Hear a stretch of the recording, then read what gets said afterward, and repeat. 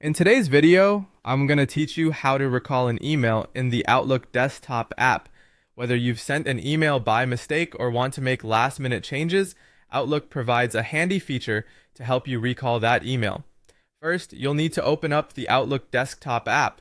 Once you have it up and running, take a moment to navigate to the Sent Items folder. This is where all your sent emails are stored, and the one you wish to recall will be right there too. Go through the list of sent emails and open the specific email you want to recall. This is an important step because without selecting the email, you won't be able to proceed with the recall action. With your email open, direct your attention to the toolbar at the top of the window. Here, you'll find a tab labeled Message. Click on this tab to reveal a drop-down menu with a series of options. Among these options, look for Actions and click on it. Under Actions, you'll discover the Recall This Message option. This feature is specifically designed to help you retract an email, so click on it to proceed.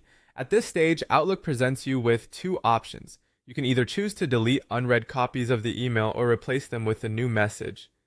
If the intention is purely to retract the email, select the option to delete unread copies.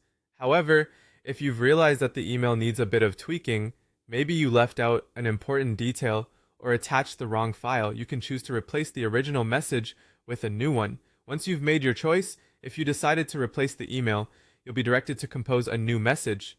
Make any necessary changes or additions, ensuring your revised email conveys the correct information or attachments. Double check everything and then hit send. It's essential to confirm your action here, as this final step will send the new version in place of the one you recalled. And there you have it.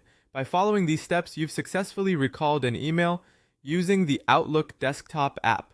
Remember, this feature works best when the recipient hasn't already opened the email, so time is of the essence. It's always a good idea to act quickly to increase the chances of a successful recall.